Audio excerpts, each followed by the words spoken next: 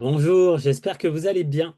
Aujourd'hui, je fais une courte newsletter, une infolettre, pour vous parler de la gestion des émotions. Il n'y a pas longtemps, euh, j'ai commencé à lire ce bouquin, incroyable bouquin. Donc, je vous avais déjà présenté Brigitte Faux, donc sur Antoine Béchamp et je sais plus où il est, mais je crois que je l'ai passé sur les lois du vivant, sur comprendre le vivant.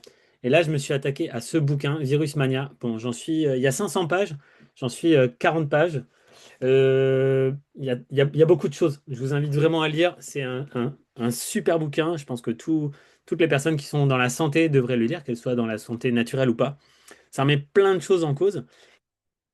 Et notamment, une chose qui change pas, à un moment donné, c'est pas explicité comme ça, mais je me suis dit, la peur, c'est quand même un sacré virus. Ok. Et pareil, j'avais commencé ce bouquin, La manipulation entre pouvoir et perversion, d'Ariane Villerand. Je vais vous lire quelques trucs sur la peur, puisqu'en ce moment, je fais beaucoup de formations sur la gestion du stress, la gestion des émotions d'un point de vue général, et puis la résilience traumatique. Alors, je lis, hein, la peur. La peur est en soi une émotion paralysante. Elle rend malade, avoir la peur au ventre, et peut même provoquer la mort, par des infarctus, par exemple. On dit bien être mort de peur. Le summum de la peur se niche dans le traumatisme. Or, infliger un traumatisme à quelqu'un n'est pas particulièrement difficile, tant ce qui est dur à préserver au quotidien est notre intégrité psychique et physique. Les images chocs de la télévision se répercutent d'ailleurs aisément en micro-traumatismes quotidiens par la représentation imagée d'événements violents. De plus, la télévision procède à un conditionnement en diffusant en boucle ces images chocs, leur donnant ainsi une dimension suggestive et quasi hypnotique. Déclencher une peur est facile et a des effets très puissants. C'est donc le meilleur outil des manipulateurs, le plus puissant à moindre frais. Je rappelle aussi, hein, que dans la courbe de deuil de Clubber-Ross, eh bien, il y a le choc, puis le déni, puis la colère, puis la peur. On a encore beaucoup d'énergie dans la peur, notamment pour consommer, par exemple, mais on se prostrait aussi. Donc, c'est génial comme outil de manipulation, c'est le top du top. La peur est une émotion ancestrale, animale, instinctive, qui concerne notre survie en milieu hostile. En deçà de la menace de mort qui surgit au sein du traumatisme, il existe de nombreuses peurs sur lesquelles les manipulateurs peuvent jouer. Toutes ont un rapport à notre capacité de nous défendre et de nous protéger au sein du monde. Une personne en état de choc ou de peur devient prévisible, car ses fonctions cérébrales, incapables de donner une réponse immédiate, sont mises en sommeil. Donc je rappelle, c'est tout le processus des manipulations type MKUltra, donc c'est ce qu'on appelle de l'ingénierie sociale, hein. On vous met sous peur et on sait très bien comment vous allez réagir. Quand je dis vous, c'est moi, évidemment. Les réactions adoptées deviennent primaires, sidération, fuite, combat, et abolissent la réflexion. Voilà, donc je voulais vous lire ça. Pourquoi? Parce que j'ai également... Alors attendez, je vais le trouver. Hop. Et plutôt que de subir les traumas, les émotions, j'ai créé quelque chose qui s'appelle le code des émotions. Donc en fait, c'est comme le code de la route, sauf que c'est le code des émotions. Et donc j'ai fait pour chaque émotion, donc la peur, la colère, la tristesse. Alors je vais vous montrer la peur puisqu'on en parle, hein, mais c'est un document très complet. Et je vous lis juste l'introduction. La vie est portée par une intelligence organisée qui cherche en permanence l'équilibre et la continuité de la vie en chacun de nous. Les émotions font partie de ce système d'orientation précis. Ce sont des messages de régulation, des programmes d'action qui se déclenchent pour nous indiquer quoi regarder, quelles questions nous poser et surtout quels ajustements concrets à mettre en place dans notre vie. Donc, ce que je voulais dire par là, c'est que il y a les gens qui pensent que bah, les émotions, il faut les mettre de côté. Non, tu pleures pas. Non, il faut pas. C'est pas bien d'être en colère. Il y a les gens qui essayent de les gérer.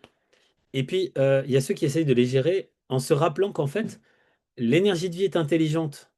C'est un principe naturopathique, hein. L'énergie de vie est intelligente et organisée. Et donc, euh, mon corps manifeste des choses, un eczéma, peu importe, des symptômes, euh, mais des émotions également. Mais si ces émotions, elles avaient un sens, elles voulaient nous dire, fais ci, fais ça, ne fais pas ci, ne fais pas ça. Ok? Donc, euh, j'ai créé le code des émotions. Donc, c'est en fait un peu comme le code de la route, hein. Et j'ai mis, pour conduire sur la route, nous avons appris le code de la route. De la même manière, pour conduire notre vie, nous gagnons à apprendre le code des émotions. Chaque émotion est un panneau indicateur intérieur qui nous envoie un signal ciblé pour protéger ce qui est précieux, ajuster nos liens, restaurer notre intégrité et renforcer notre alignement. Et donc, en gros, hein, quand nos émotions sont bien utilisées, quand nous les laissons circuler, alors, il faut les identifier, les laisser circuler, les ressentir, mais aussi les questionner. Elles deviennent des outils de croissance et de protection. Quand nous les bloquons, nous les ignorons, eh bien, elles ont tendance à se figer, se déformer ou se retourner contre nous. Et au lieu de classer nos émotions positives ou négatives, nous pouvons les voir comme utiles ou mal utilisées. Et donc, c'est ce que j'appelle hein, sortir de PRS, problème, réaction, solution, et rentrer dans gêne, douleur, fatigue. Et donc, effectivement, des fois, il y a des émotions que l'on va dire positives, en fait, qui veulent dire elles sont agréables, et des émotions dites négatives, mais elles sont désagréables. Mais dans les deux cas, on ne peut pas dire, par exemple, que le feu vert, c'est agréable et le feu rouge, c'est désagréable. Non, si je passe au feu rouge, je risque de me faire rentrer par une voiture. C'est comme ça. Et donc, alors attendez, je voulais vous partager également ceci. Hop, voilà. Donc, je voulais vous partager au moins la peur, puisqu'on en était là. Je vous lis juste, hein, donc j'ai fait l'anxiété, la tristesse, la colère, la honte et la culpabilité, la joie, le bonheur. Bref, c'est un document très complet pour avoir votre code des émotions, hein. Et donc, la peur, la ligne blanche continue. Chut, notre radar d'orientation. Comme indication, hein, la peur, c'est notre radar d'intuition et d'orientation dans le présent. À ne pas confondre avec l'anxiété qui est souvent de la rumination passée ou de l'anxiété et de la rumination pour qu'est-ce qui va se passer. La peur, elle affine notre vigilance, notre capacité à sentir qu'un risque existe ou qu'un changement approche. C'est la ligne blanche continue qui dit restons attentifs et ne doublons pas n'importe comment. Les questions que l'on peut se poser lorsque l'on a peur, dès qu'on les a identifiées, hein, dès qu'on a identifié nos symptômes de peur, donc souvent c'est le fait d'être prostré, d'être serré, on n'est pas dans une énergie centrifuge mais plutôt centripète. Les questions c'est qu'est-ce que nous sommes en train de percevoir et que nous n'avons pas encore nommé? Ou encore, quel élément de réalité notre peur tente-t-elle de mettre en lumière? Un risque concret, un manque de préparation aussi peut-être, un danger relationnel ou des délais irréalistes. De quoi nous avons besoin pour nous sentir plus préparés, plus soutenus et plus en sécurité? Ça, ce sont vraiment des questions à vous poser parce que elles appellent à l'action. Et quel type d'action, par exemple? Ben, rester dans notre voie, diminuer un peu la vitesse, donc c'est-à-dire ralentir, au lieu de fuir ou de foncer. Comme souvent, on pourra simplifier, prioriser. Donc ça, dans les matrices Eisenhower, etc. C'est ce que je propose dans les coachings, hein. Réduire le nombre de tâches, par exemple. Je rappelle, hein, en médecine chinoise, la peur correspond à l'énergie des reins. Peu importe en physiologie euh, occidentale, hein, ce sont les surrénales. Eh bien, oui, c'est l'élément de l'hiver, ok. Mais aussi de l'élément de l'adaptation. Passer en mode préparation, adaptation, demander des informations, se former, clarifier des attentes, établir des mini-plans avec une première action concrète. Ok, qu'est-ce que je peux faire depuis là où je suis? Mon premier petit pas. Et puis, sécuriser mon environnement, ajuster un rendez-vous, limiter une exposition à un contexte risqué ou chercher du soutien, soit pour un allié professionnel ou un proche. Voilà. Donc ça, c'est important pour moi de vous dire que, eh bien, on peut prendre soin de ses émotions, notamment par le code des émotions. Alors, je voulais vous parler également du stage RTRE. Ok. Alors, si vous allez sur mon site internet enthousiasmeur.com, eh bien, vous allez dans l'onglet événements et là, vous allez voir que si vous descendez, bon, déjà, si vous êtes intéressé par tout ce qui est gestion des traumas, je vous ai fait une playlist complète sur qu'est-ce que c'est qu'un trauma et qu'est-ce qu'on peut en faire, les dernières études, etc. Euh, et vous descendez un petit peu et j'ai déjà fait 2 formations à ce sujet-là. La prochaine aura lieu le 30 et 31 mai à Bayonne. Voilà. Donc vous avez les tarifs, le détail de la formation, vous pouvez choisir votre tarif et ça, c'est quelques avis que j'ai pu récolter sur les sessions précédentes. Donc surtout, n'hésitez pas à y aller. Allez, je fais une petite au passage, hein, pour les professionnels de l'Omnes, je propose aussi cette année plusieurs formations. Donc n'hésitez pas à venir cliquer ici. Et si vous remontez, vous revenez à l'accueil. Si vous êtes toujours intéressé par euh, la gestion des émotions, eh bien, vous pouvez cliquer sur la boutique Et là, vous voyez que il y a une formation spéciale pour la gestion du stress et des émotions. Et donc, c'est tous les outils que je propose pour la gestion du stress et des émotions. Il y en a à peu près une vingtaine. Et pour aller encore plus loin, eh bien, j'ai fait il y a peu de temps une vidéo exclusive hein, qui relie non seulement les outils de gestion du stress, mais la théorie des 5 éléments en médecine traditionnelle chinoise. En gros, comment appliquer mon code des émotions.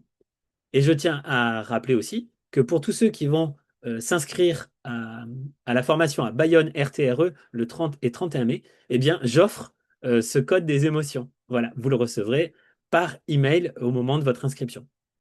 Et pour terminer, je vous rappelle, j'en ai fait une il n'y a pas si longtemps que ça, donc je remercie encore toutes les personnes qui m'ont fait venir pour la gestion des émotions et la prise de parole en public sur 3 jours. J'ai eu des super retours, encore merci à elles. Donc c'était un petit groupe de 6 et c'était vraiment super. Elles m'ont accueilli, on a mangé ensemble le midi. Elles avaient une grande maison, c'était super. Et donc je rappelle que je me déplace dans tout le triangle, Toulouse, Bordeaux, Biarritz, et j'anime des formations. Alors, globalement, les formations que j'anime hein, sont autour de...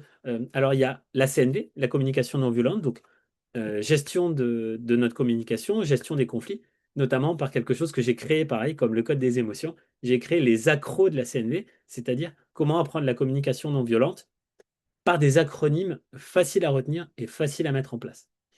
Donc, la CNV, la réflexologie plantaire et énergétique, qui est un subtil mélange entre la théorie des 5 éléments en médecine traditionnelle chinoise, les méridiens d'énergie et la réflexologie plantaire à proprement parler. Bien évidemment, celle dont je vous ai parlé, hein, la gestion du stress et des émotions, qui est ma formation phare, avec RTRE, donc la formation de Bayonne, résilience traumatique et reprogrammation émotionnelle. Il y a également le massage énergétique du ventre, ok?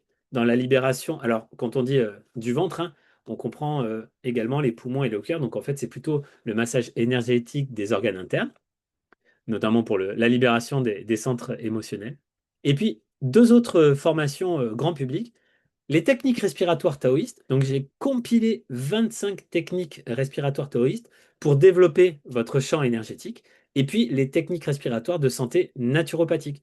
Donc, c'est toutes les techniques que je propose, soit pour les naturopathes, soit appliquées pour soi-même, hein, pour le grand public, pour gérer notamment la concentration, le focus, faciliter un sommeil récupérateur, développer ses performances sportives, et puis aussi avoir plus d'énergie et d'endurance.